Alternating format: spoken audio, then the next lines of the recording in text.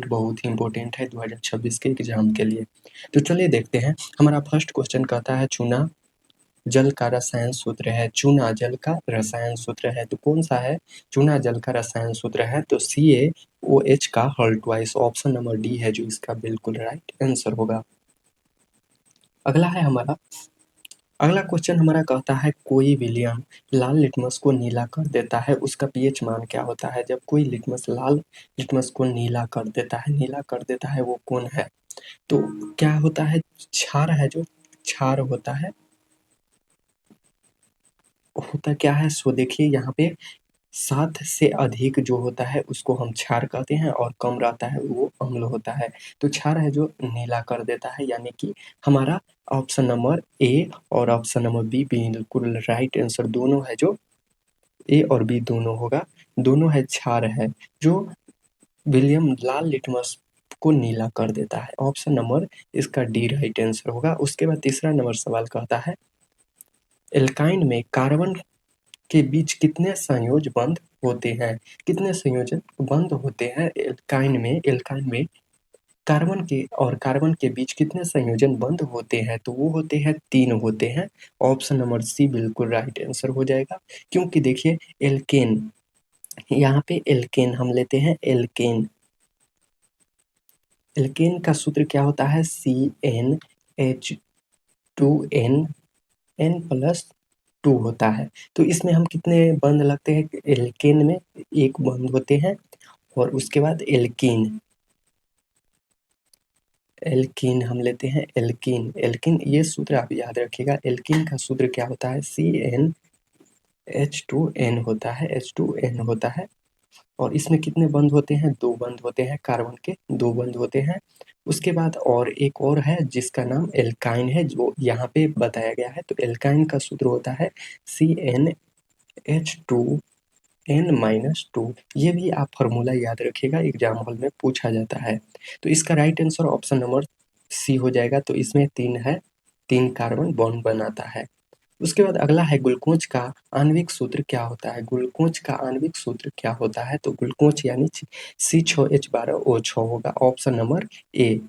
और चीनी का क्या होता है? चीनी का होता है C12H22O11 होता है। तो चीनी का ये भी याद रखिएगा और ये ऑप्शन नंबर ए हो जाएगा। ग्लूकोज का C6H12O6 हो जाएगा।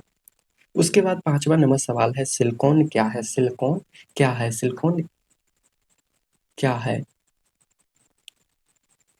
अगर एग्जाम हॉल में आए सिलिकॉन क्या है तो एक है जो उपधातु है। ऑप्शन नंबर इसका सी है जो बिल्कुल राइट आंसर होगा। एल्कॉन है जो एक उपधातु है। उसके बाद 6ठा नंबर सवाल कहता है निम्नलिखित में से कौन सा विद्युत का धनात्मक तत्व है? विद्युत का धनात्मक तत्व की बात कर रहा है तो यहाँ पे हमारा विद्युत का धनात्मक तत्व यहाँ पे सोडियम हो जाएगा। Na ऑप्शन नंबर सी बिल्कुल राइट आंसर होगा। उसके बाद 85 नंबर सवाल कहता क्या है? 85 नहीं, 7वां नंबर सवाल कहता है टिहरी बांध का निर्माण किस प्रदेश में किया गया था? टिहरी बांध का निर्माण किस प्रदेश में किया गया था? तो उत्तराखंड में। ऑप्शन नंबर इसका बी है जो बिल्कुल राइट आंसर होगा। 86 नंबर सवाल कहता है 8 नंबर सवाल कहता है निम्नलिखित में से किस धातु को रोकने में डुबो कर सकते हैं? क्लोरीन में डुबो कर सकते हैं, क्लोरीन में डुबा सकते हैं तो वो सोडियम है Na11। ऑप्शन नंबर बी बिल्कुल राइट आंसर हो जाएगा। उसके बाद अगला 9वां नंबर सवाल है अपमार्जक। अपमार्जक से बनाए जाते हैं, अपमार्जक से क्या बनाए जाते हैं? तो Surf Excel, easy Surf, shampoo और उपयुक्त सभी। ऑप्शन नंबर इसका डी हो जाएगा राइट आंसर 9 का। 10वां नंबर सवाल है सौर सेल में किसका उपयोग होता है? सौर सेल में किसका उपयोग होता है? सौर सेल में हमारा है जो सिलिकॉन का यूज होता है। ऑप्शन नंबर इसका बी बिल्कुल राइट आंसर हो जाएगा। 11 नंबर सवाल कहता है निम्नलिखित में से किसका उपयोग खाना बनाने वाले ईंधन में नहीं होता है? बनाने वाले ईंधन में नहीं होता है तो CNG गैस का उपयोग नहीं होता है, ईंधन में नहीं होता है। अगला क्वेश्चन हमारा है कहता क्या है देख लेते हैं। C2CO+O2 है जो ये दोनों मिलके क्या बनाता है, तो कॉपर ऑक्साइड बनाता है। तो ये कॉपर ऑक्साइड यानी कि ऑक्सीकरण बनाता है, ऑक्सीकरण बनाता है। ये जब दो है जो दो कॉपर और दो ऑक्सीजन को मिलाएंगे तो वो क्या बनेगा, ऑक्सीकरण। ऑप्शन नंबर इसका ए हो जाएगा, ऑक्सीकरण, टू ऑक्सीकरण बनेगा। ऑप्शन नंबर ए बिल्कुल राइट आंसर होगा। 13 है, उदासीन विलयन का पीएच मान कितना होता है, उदासीन विलयन का पीएच मान 7 होता है। ऑप्शन नंबर ए बिल्कुल राइट आंसर होगा। 14 है, निम्नलिखित में से कौन दुर्बल अम्ल है, कौन दुर्बल अम्ल है। तो यहाँ पे हमारा दुर्बल अम्ल पूछ रहा है तो CH3COOH होगा। तो ऑप्शन नंबर यहाँ पे सी है जो बिल्कुल राइट आंसर होगा। अगला है हमारा सवाल, कहता है 15 है, क्रायोलाइट अयस्क है। क्रायोलाइट क्या है, अयस्क है जो एल्युमिनियम का है। क्रायोलाइट अयस्क है जो एल्युमिनियम का है।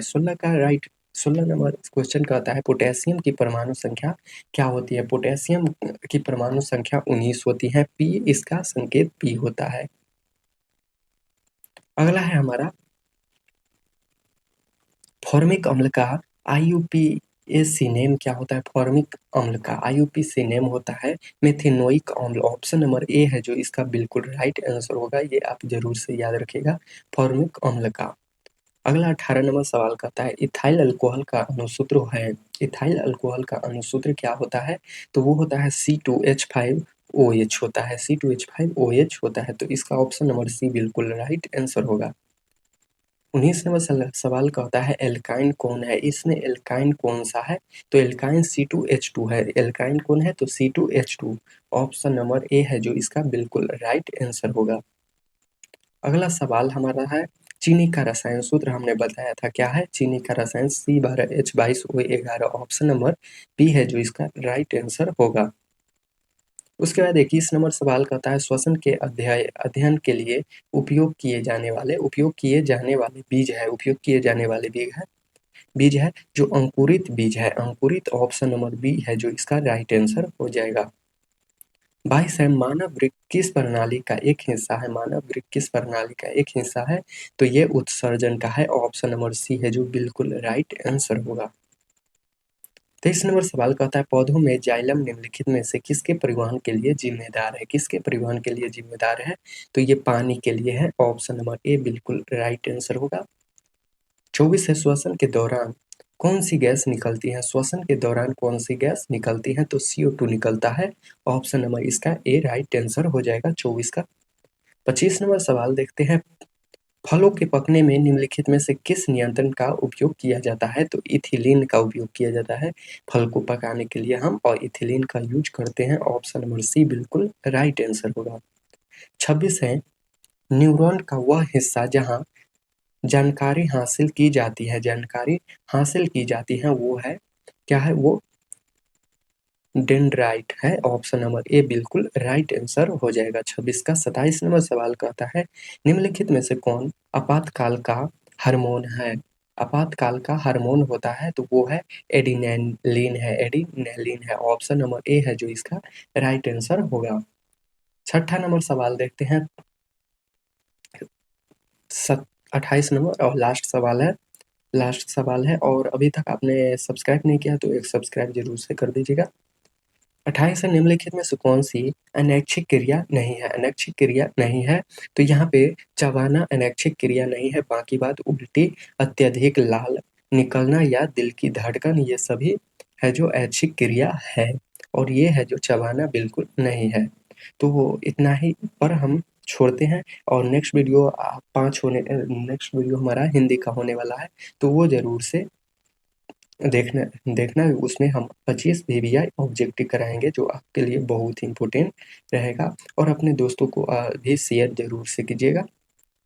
तो मिलते हैं नेक्स्ट वीडियो में।